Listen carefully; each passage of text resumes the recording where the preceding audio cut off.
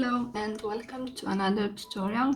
I am Alexandra and today I am happy to show you how to make my latest creation, the sunflower set. It is winter in Europe, but I am already thinking about summer, and I had the idea for this set on my mind for a while now, and I finally decided to do it. This set has a pair of study rings, and this is how they look on the back. It also has a pendant and the ring, and I find it absolutely gorgeous. It can be worn on special occasions or for everyday outfits, and I like it a lot because it has this summery vibe to it. It also looks great when it's worn, and it is very easy to make. If you're new to my channel, please don't forget to subscribe so you can see more tutorials like this one. Now back to the set. I like it a lot because it looks like a real sunflower, and you might have noticed that the earrings are much smaller than the pendant. That is because for the earrings I used only seed beads size 15, but for the pendant I used only seed beads size 11, and I wanted to show you the difference. Now you could definitely make the earrings using seed beads size 11, but they would look much bigger. And for me, I wanted them to fit my my earlobe, so using seed bead size 15 was perfect in my case. Also, you might have been wondering why I have the Maria set here on my table. It is because the sunflower set is based on the Maria set, and the study rings are based on the mini Maria earrings. And I just made the petals of the sunflower, but the base is exactly the same. But more about that during the tutorial. Let's get started. The materials needed are Toho seed bead size 11. I'm using two colors, brown and yellow, and these are the shades that I used. Then if you're making the earring, you're also gonna need two colors for Toho seed beads size 15. I'm using these ones. Also, if you're making the earrings, you're also gonna need two study ring pins, and mine are 6mm and they are stainless steel. But as you can see, I applied a few coats of black nail polish to them to match the color of my brown seed beads. I did not have brown nail polish, but I think the black is not noticeable in this for these earrings. Also, you're also gonna need a needle. I used size 11, but you could also use size 12, and size 12 would be better for the earrings because I'm using seed bead size 15 and they are very small. Then we're also gonna need thread. I used 0.12mm for the pendant and the ring, and the color is smoke. But if you're making the earrings, you're also gonna need a white thread, and I used 0.10mm, and the color is crystal. And last but not least, you're gonna need cutting pliers or scissors. Okay, so I just finished making the beaded bead, and I'm exiting from a seed bead on my first row, counting from the center of the bead. And what I want to do is reach this seed bead here, which is on the 4th row. And what I will do is I will navigate through the seed beads until I reach the one that I want.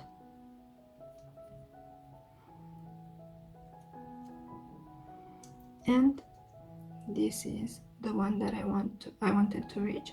So here I'm gonna start making the petals of the sunflower, and I will pick up 9 seed beads size 11. I'm using yellow color, so I have 5 here, and now I will pick up another 4, and I will go through the same bead that I'm exiting from, and we have a little petal here. Now I will turn this around because I'm right-handed, and I want to reinforce this little petal that I created. So I'm gonna go through the next 4 seed beads. Now I will skip the 5th, which is the middle one, and now I will go through the next 4 ones, and I will go inside the bead that I was exiting from. And this is what we have so far. So basically what we did is we reinforced the small petal, and now we have to go to the next seed bead on the 4th row, and it's this one. And as you can see, there is quite a big gap here between the seed beads. So what I need to do is I need to use the 5th row, and then I will reach the bead that I want on my 4th row.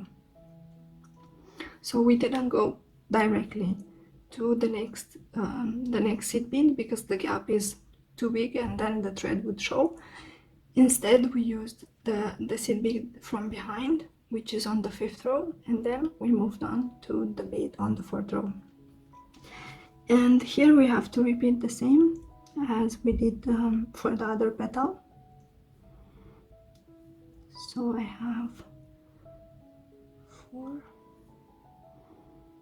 no, actually I have 6 seed beads here, and I have to pick up another 3. So I have 9 in total. And now I will go through the same bead that I'm exiting from, but from the opposite direction. And this is what we have. And now I turned around the beadwork, and I will repeat the same process again, which is reinforcing the petal. And I'm going through the next 4 seed beads. Then I'm skipping the 5th, and then I'm going through the next 4 ones again. And now I'm going through the same bead that I was exiting from, and you have to pull the thread after each petal. So now I will repeat the same. I'm going through the bead from behind on the 5th row, and now I'm going through the bead on the 4th row, and here I have to repeat exactly the same steps as we did before. So I'm gonna pick up 9 seed beads, 5,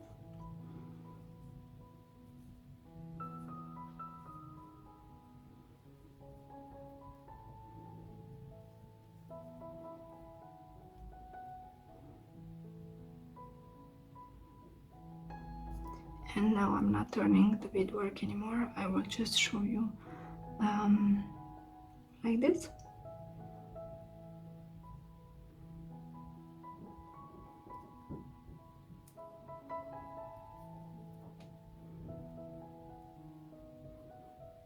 And now I will navigate through to the next bead.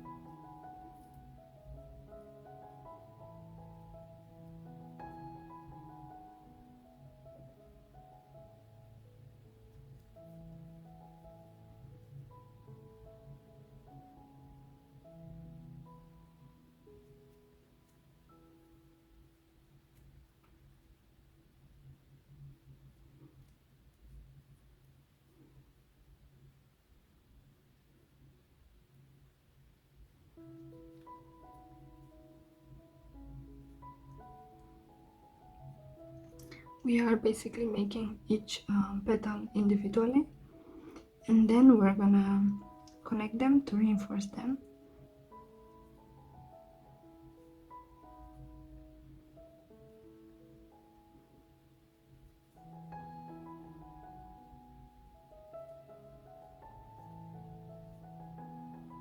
I will pause the video now so I can finish making the petals, and then I will come back to show you how to continue. Okay, so I finished making all the petals of the sunflower, and I am exiting this bead right here, which is at the bottom of this petal. And now what I want to do is navigate through the next seed bead on the third row, and now I want to reach the base of the next petal, which is on the fourth row, and then I want to go up through the first two seed beads of the petal,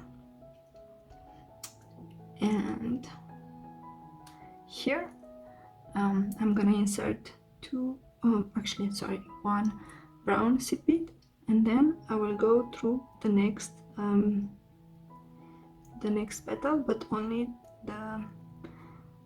the first two seed beads at the base of the petal, and I'm gonna pull the thread, and this is what we have. And now I will repeat this for my entire row. So I am basically I'm trying to go through the next two seed beads on the other side of the petal, and here I will add another brown seed bead, and I will go through the next two seed beads of the next petal, like this.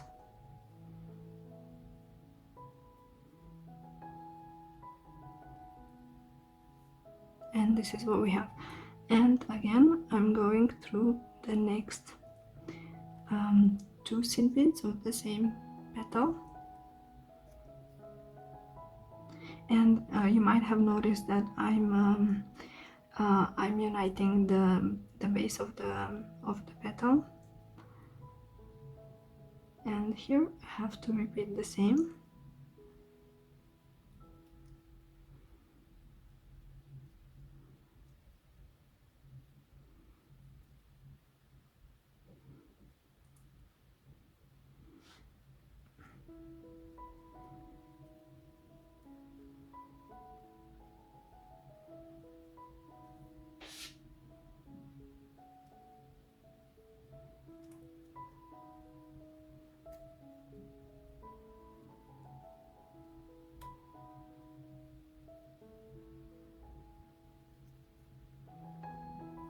We are halfway through this row.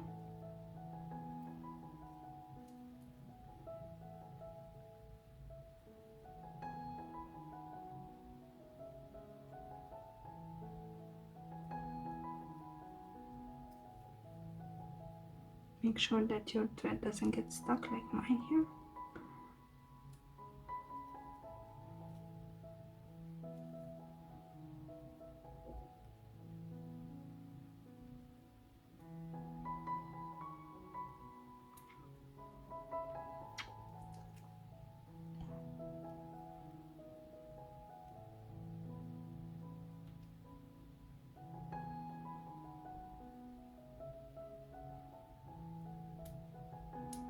A little bit difficult to reach only two seed beads because the needle wants to go through the third one also, but we don't want that.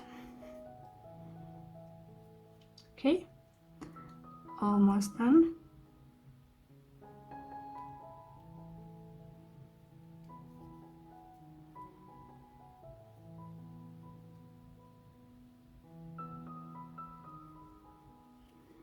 And this is the last one.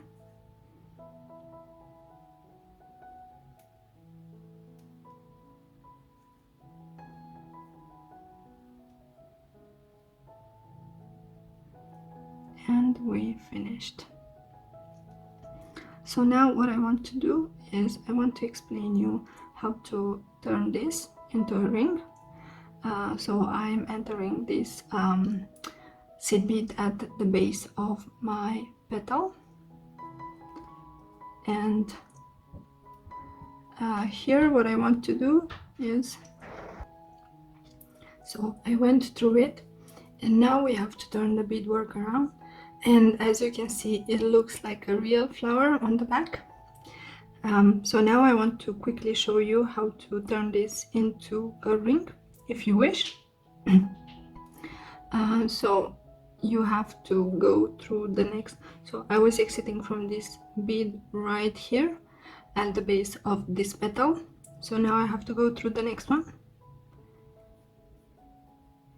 and then the next one also, and make sure that your thread doesn't get stuck.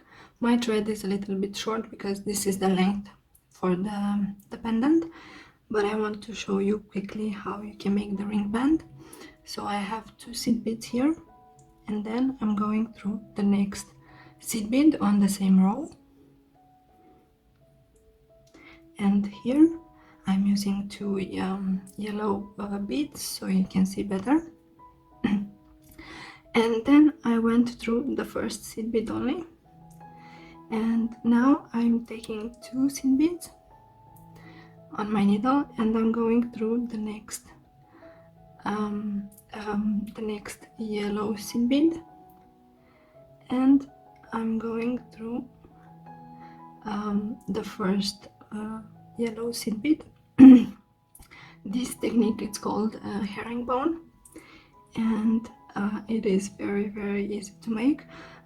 In my previous tutorial for the Maria ring, I used brick stitch for the ring band, but now I decided to use herringbone because the thread is not visible at all for the ring, and that is great because for this one the thread is visible at the top, and I didn't like it so much. So comparing them, I think the herringbone is better than the brick stitch. So that's why I'm explaining you how to do it with herringbone. So again, I'm gonna show you one more time because my thread is short. Again, I took 2 seed beads and I went through the opposite seed bead, and now I'm going through 2 seed beads at a time, and this is the herringbone stitch. You would basically need to repeat this for the entire ring band, and then when you reach the end you're gonna connect one row of 2 seed beads with the base of the ring, and that is very easy. I also explained how to do that in the tutorial for the Maria ring, and it's basically the same as we did at the beginning for this row. So this is how you make the ring band. I will undo my stitch now because I actually want to show you how to make this as a pendant, and let me quickly put the thread through my needle. So now I want to reach the top of a petal, and I'm going through the next seed bead. Make sure that your thread doesn't get stuck. So I'm going through the next seed bead, and then I'm going through the bead at the base of one of the petals, and now I am going up. I will turn this around because I'm very right-handed, so now I'm also again going up, and we reached the top of a petal, and here I want to insert 12 seed beads, so I have 6 so far, and now I will add another 6.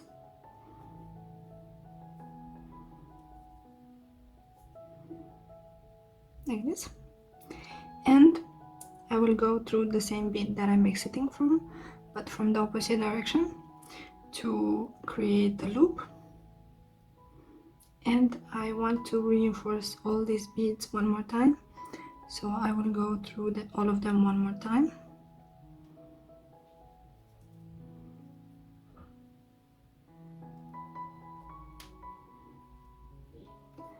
like this. Unfortunately, I'm running out of thread, so I need to show you how to make the knot for the pendant, and I will go through the next seed bead only. And here I will make a knot. I'm not sure if I should use the needle or I should do it like this. I think this works. So I'm basically going underneath the beads, and then I have to go inside the loop that has formed.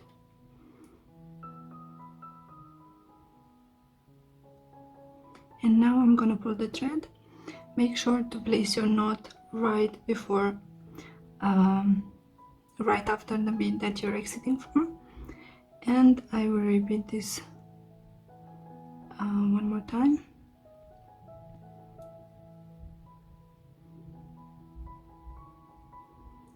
This thread is not so great.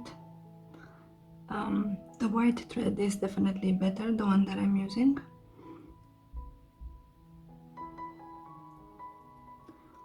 And I'm struggling a little bit because my thread is short, so if you can add a little bit more of thread. Okay, so I finished.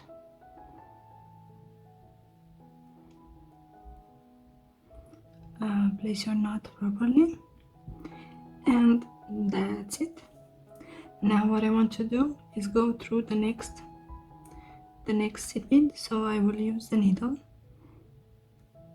for this, and I need to place my thread inside the needle. And now you just have to pull the thread so that the knot goes inside the seed bead. And now all we have to do is cut the thread, and we finished making the pendant. This is how it looks on the back, and this is how it looks on the front, but this pattern is reversible, as you can see, so you can use both sides if you wish.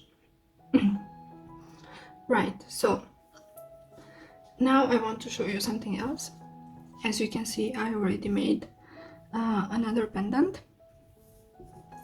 and I want to do a little comparison between them. As you can see, this pendant is slightly bigger than this one, and I want to show you also the ring, if it fits into the camera. Okay, so we have exactly the same sunflower, but 3 different sizes. So for this sunflower I used 7 seed beads for each petal, and then for this one I used 9 seed beads for each petal, and for this one I used 11 seed beads for each petal. So and as you can see, this one is a little bit smaller than this one. Let me put them like this. And then this one is the biggest. So you can decide how many seed beads you want to add for the pendant. I think the best one is this one, because I think for this one the petals are a little bit too small, but for this one the petals are a little bit too big. So I would say that 9 seed beads for each petal is the perfect number. And we finished the